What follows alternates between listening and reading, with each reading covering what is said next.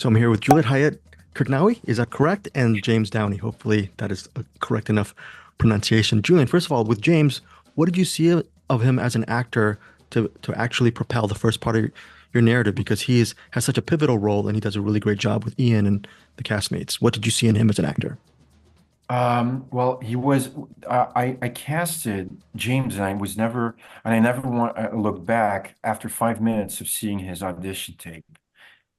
Um, James had this kind of innocent teenage heartthrob, like you saw in '90s cinema, with the long hair and the wavy kind of suave that you saw in him. This boyish innocence, naivety, and because the movie is it you know it goes further into the movie because it's about how the world looked like when I mean the story takes place in a world where we see how the world looked like before war breaks out in a region, and then how the characters, especially Ian's character, when he rises from the hero, from the farmer to the unlikely hero. um and to have the movie start with James felt like a perfect fit because the movie after 15 minutes, in the first 15 minutes of the movie, it's pure about family. All these little petty arguments about family drenched into these beautiful light shafts of sunshine going through nature, and here and there some nice vistas. And then the world opens up, and we see the war entering the world of our characters. And I found that, well, that's interesting. So I think for before the audiences will connect on an emotional level with what we're seeing, they first have to enter that world through James's character, and that's crucial. James, your character, he's in flux. He loves his family dearly, but he also wants to create a life and identity of his own with being in love and whatnot.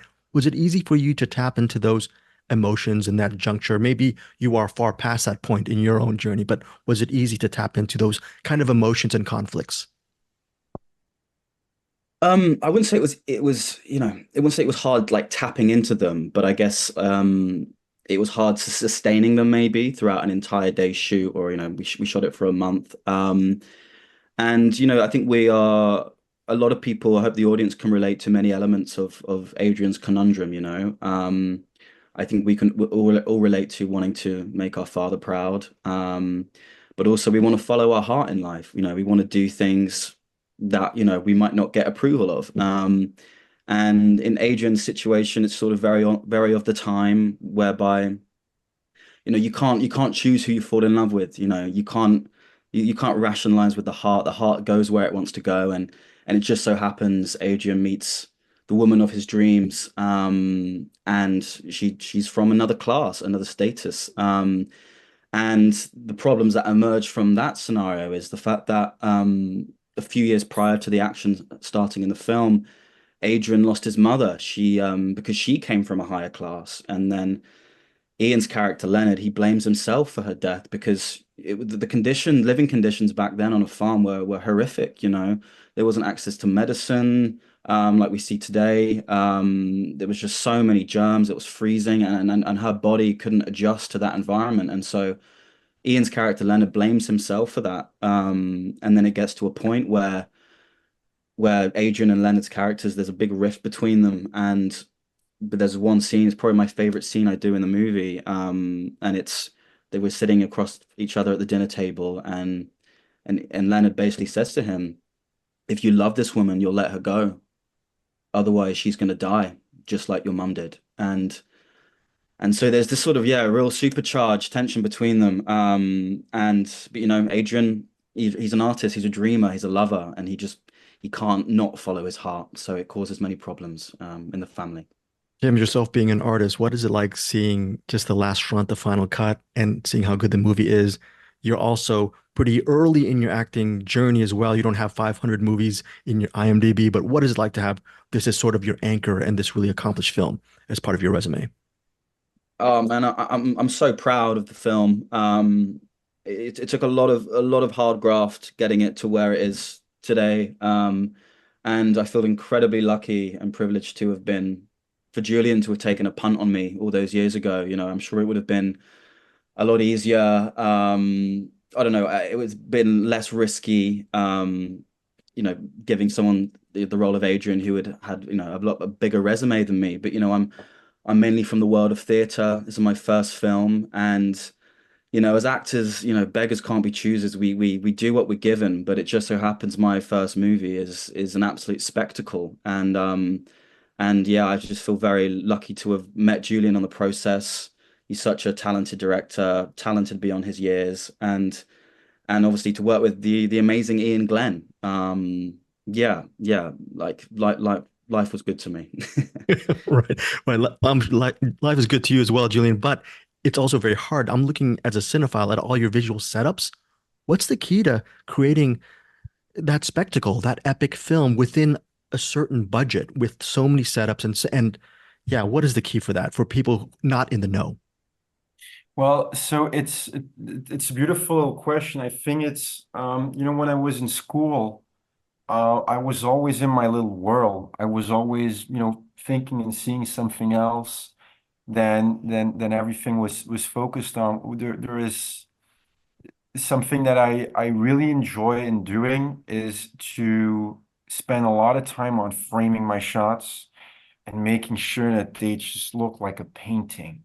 There's and this, oh man, you really got me with that question. You really got me with that. I try to find I try to make every scene a very like a spectacle that's very immersive for your eyes, but also very emotionally sincere and character driven. And I think a big risk on this movie was its emotional subjectivity, because it always makes you, every scene is designed to make you feel how the character, from his perspective, feels the events taking place. And that makes the movie loud and sometimes very, very intensive. Every shot is always tracking in on characters. I don't know if you've noticed that. It's always these small, these very slow track-ins and the intensity. And also what I really indulged in was these very operatic type encounters. Like when Father Michael, like the priest arrives on that square and says, "Everybody stop." That was the scene I was waiting for years to shoot that scene. A scene that really still grips me when I watch it, because we were editing the movie for 14 months, you know, and there was a moment in the edit that was 6 months after we shot it, where I finally saw it, and it all clicked into each other. This operatic type of, editing and visual spectacle to let it play out like as if it was a piece of opera. That's why I casted David Calder, because of his voice. It was just be able to say that line, "My son," and if all the stakes were very scary by the time we would come into that scene, I think it would just push audiences in. It's like what? It's like some kind of hypnosis you're getting in, and then I don't know what I'm talking about anymore now. I've been going too far left or right. Sorry.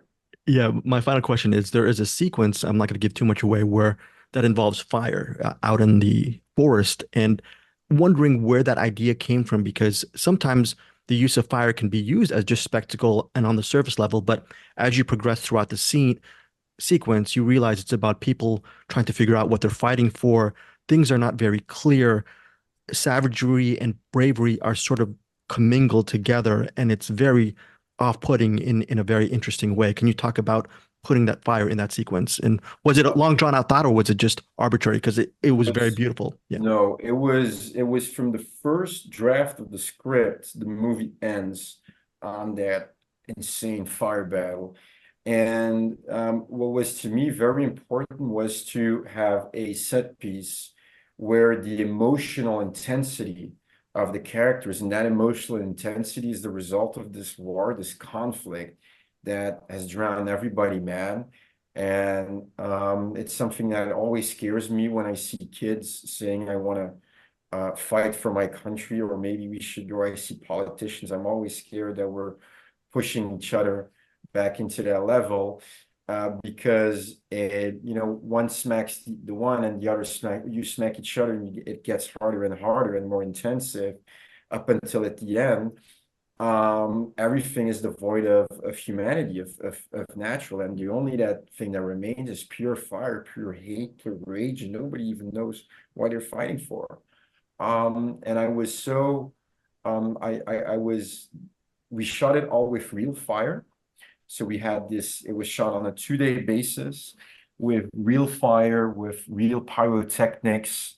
We had like 80 gas canisters, I think, for that sequence. And of course, Ian Glenn, a legend from Game of Thrones, brought his immense experience on how to, properly act in such a complex setup.